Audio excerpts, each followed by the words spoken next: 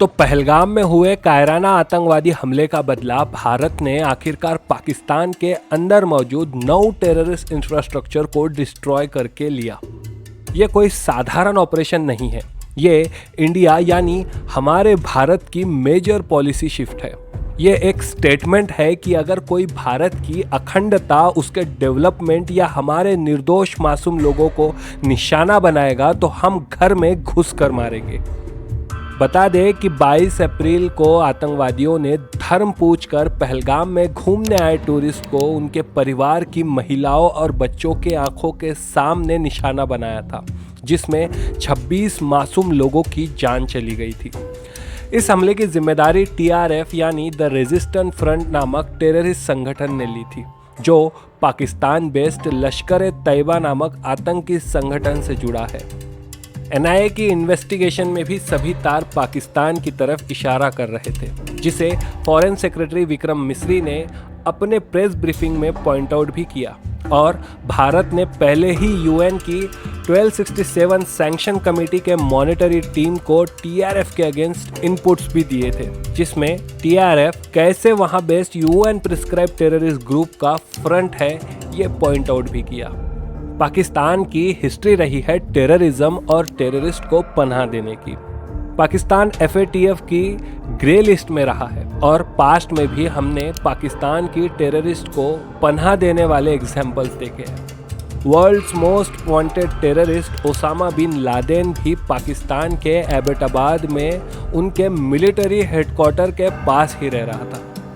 और अभी रिसेंटली पाकिस्तान के डिफेंस मिनिस्टर ख्वाजा आसिफ ने स्काई न्यूज़ को दिए इंटरव्यू में माना कि पाकिस्तान पिछले 30 सालों से अमेरिका और वेस्ट के लिए ये डर्टी काम करता आया है। तो हमें कोई सरप्राइज नहीं होना चाहिए कि जब भी हम पर कोई टेररिस्ट हमला होता है तो वेस्ट इतना सॉफ्ट हो जाता है, और जब हम एक्शन लेने को जाते हैं तो हमें ही रिस्ट्रेन मेंटेन करने और सिचुएशन को डी एस्केलेट करने को कहा जाता है।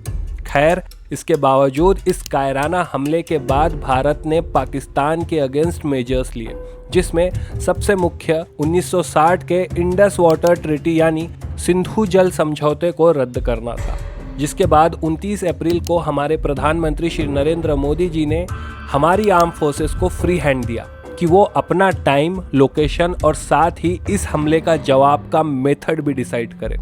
पाकिस्तान के सो कॉल्ड PM शहबाज शरीफ ने हमेशा की तरह अपने डिनायल मोड को ऑन कर दिया और उन्होंने एक इंडिपेंडेंट इंक्वायरी का ऑफर भी दिया। लेकिन भारत को अच्छा खासा एक्सपीरियंस है कि इनके इंक्वायरी की स्क्रिप्ट तो पहले से रेडी होती है, जो हमने देखा है। जब 26/11 मुंबई हमले के बाद हमने इन्हें सारे प्रूफ दिए, प्रोसीडिंग्स चली, उनका बाद में क्या हुआ। उसके बाद 2016 पठानकोट हमले के बाद इनको हमने अनप्रेसिडेंटेड एक्सेस दिया इंक्वायरी का और सबूत प्रोवाइड किए। बाद में अपने मुल्क लौटकर इनकी जॉइंट इन्वेस्टिगेशन टीम ने क्या कहा था। खैर, हमारे आर्म फोर्सेस को फ्री हैंड मिलने के बाद अब वक्त था अपनी स्ट्रेंथ का परिचय देने का। वैसे हमारी सेना को अपने शौर्य का परिचय देने की ज़रूरत तो है नहीं। हमने पिछली जंगों में इनके साथ क्या किया है ये दुनिया जानती है। बहरहाल, पहले हमने देश भर में युद्ध जैसी स्थिति से निपटने के लिए मॉक ड्रिल्स करवाए, जिसके बाद ये एमिनेंट था कि भारत बदला तो ज़रूर लेगा। इसलिए 7 मई की सुबह लगभग 1 से 1:30 बजे के बीच ऑपरेशन सिंदूर लॉन्च किया गया। ये एक ट्राई सर्विस ऑपरेशन था। 1971 के बाद ये पहला ऑपरेशन है जिसे हमारे आर्मी, नेवी और एयरफोर्स ने मिलकर कैरी आउट किया। ये ऑपरेशन अपने नाम से ही पहलगाम के विक्टिम्स को डेडिकेटेड समझ आता है। ये जो ऑपरेशन सिंदूर है ये अपने आप में खास है, क्योंकि ये एक बड़ा जवाब है उन आतंकी संगठनों और उनके पनाहगारों के लिए कि अब भारत जवाब ऐसे ही देगा, चाहे सामने कोई भी हो।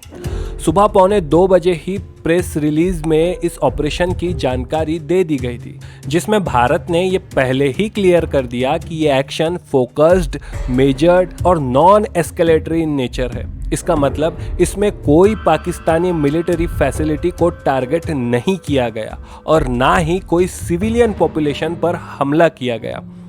इंडिया ने कंसिडरेबल रिस्ट्रेंट मेंटेन किया अपने टारगेट्स और इस एक्शन के मेथड डिसाइड करने में। फिर सुबह हुए प्रेस ब्रीफ में हमें इसकी थोड़ी डिटेल जानकारी दी गई और शुरू में एक क्लिप भी दिखाई गई जो हमारे इरादों को क्लियर करती है, जिसमें हमने स्पष्ट कर दिया कि भारत एस्केलेशन नहीं कर रहा है बल्कि हम रिटेलिएट कर रहे हैं। ये प्रेस ब्रीफिंग भी अपने आप में हिस्टोरिक है। ये आधुनिक भारत की दिशा को दर्शाता है। फॉरेन सेक्रेटरी विक्रम मिस्री के साथ ये ऑपरेशन की जानकारी हमारे आर्म फोर्सेस के फीमेल ऑफिसर्स ने दी, जिसमें कर्नल सूफिया कुरैशी और विंग कमांडर व्योमिका सिंह थे। देखिए, जंग में सिंबॉलिज्म और मैसेजिंग का महत्व होता है और ये भारत का अपने आप में दुनिया के लिए एक मैसेज है। आइए ऑपरेशन सिंदूर के बारे में डिटेल्ड में जानते हैं।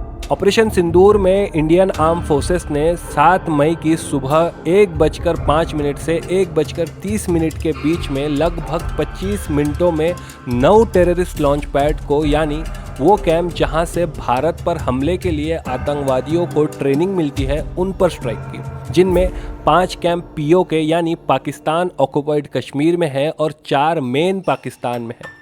ये कैंप्स लश्कर-ए-तैयबा, जैश-ए मोहम्मद, हिजबुल मुजाहिदीन जैसे टेररिस्ट ग्रुप्स ऑपरेट करते हैं। जैसा कि मैंने बताया कि भारत ने ये पहले ही क्लियर कर दिया था कि ये एक्शन फोकस्ड, मेजर और नॉन एस्केलेटरी इन नेचर है। इंडिया ने सिर्फ उन साइट्स को टारगेट किया जो आतंकवादियों के ठिकाने हैं।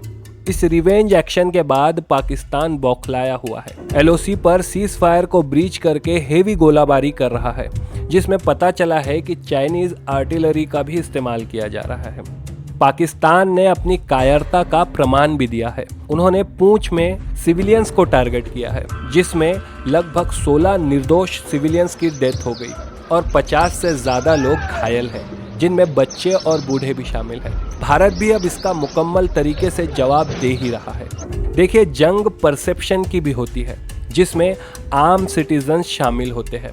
मेरी कोशिश है कि मैं आपको हर जिनाइन और क्रेडिबल इंफॉर्मेशन से अवगत करा दूं, क्योंकि इस वक्त सोशल मीडिया पर मिस इन्फॉर्मेशन की जंग छिड़ी हुई है, जिसमें पुराने वीडियोस और फोटोज अभी का बताकर शेयर किए जा रहे हैं।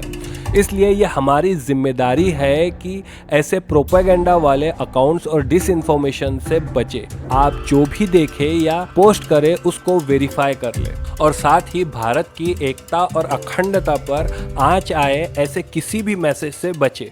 फिलहाल भारत के दुश्मन भारत को अंदर से खोखला देखना चाहते हैं।